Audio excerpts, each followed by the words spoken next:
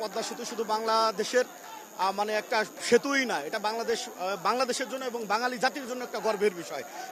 পদ্মার বুকে আজকে পদ্মা সেতু দৃশ্যমান এবং পদ্মা সেতুর সম্পূর্ণভাবে আপনারা জানেন যে সম্পূর্ণভাবে আজকে সমাপনী হয়েছে। দেশরত্ন জননেত্রী শেখ হাসিনা সমাপনী অনুষ্ঠান করে আজকে আমাদের টুঙ্গিপাড়ায় আসতেছে।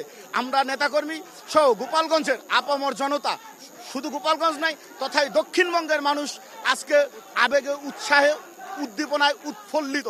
আপনারা জানেন যে পদ্মা সেতু আমাদের আবেগের এবং আমাদের গর্বের, গৌরবের বিষয়। পদ্মা সেতুর দৃশ্যমানের মাধ্যমে বিশ্ববাসী আজ বাঙালি জাতিকে, বাংলাদেশকে অন্যভাবে মূল্যায়ন করা শিখেছে। তারা বুঝেছে বাংলাদেশ পারে, দেশরত্ন জননেত্রী শেখ হাসিনা পারে, বঙ্গবন্ধুর কন্যা পারে। নিজস্ব অর্থনে পদ্মা সেতু সম্পূর্ণ করেছে। আমরা বাংলাদেশ ছাত্রলীগ গোপালগঞ্জ জেলা শাখার কর্মীরা সবসময় রাজপথে আছি এবং থাকবো জননেত্রী শেখ হাসিনার জন্য। তার আগমন উপলক্ষে আমরা এখানে আনন্দমুখর একটি পরিবেশ সৃষ্টি হয়েছে। আমরা ছাত্রলীগ, আওয়ামী লীগ, যুবলীগ সবাই জননেত্রী শেখ হাসিনার আগমন উপলক্ষে এখানে উপস্থিত হয়েছি। এখন জন্ম সনদ দিয়ে খোলো বিকাশ স্টুডেন্ট অ্যাকাউন্ট। নিজের বিকাশ নিজে কর। আজকে আমাদের জননেত্রী শেখ হাসিনা পদ্মা সেতুর সমাপনী অনুষ্ঠান শেষ করে আমাদের গোপালগঞ্জে আসছেন।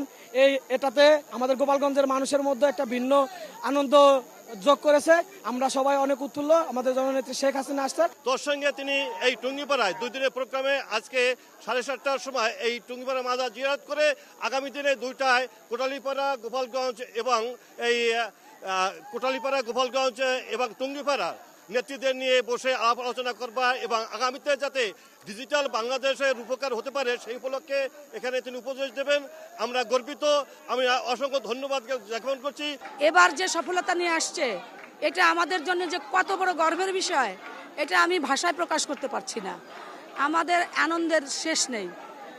আমাদের টুঙ্গিপাড়াবাসী আসলেই সবসময় যখনই উনি টুঙ্গিপাড়ায় আসেন তখনই মনে হয় আমাদের একটা ঈদ উৎসব। জননেত্রী শেখ হাসিনা কোটালীপাড়া গোপালগঞ্জের টুঙ্গিপাড়া আসতেছেন। আজ সে নিয়ে আসতেছেন পদ্মা সেতু। যে পদ্মা সেতুতে এই দক্ষিণাঞ্চলের লোকের সবচাইতে সুবিধা পাইতেছি আমরা। আগে আমরা 8 ঘন্টায় ঢাকা গিয়েছি, এখন আমরা 2 ঘন্টায় ঢাকা যাই, সকালে যাই বিকেলে আসি।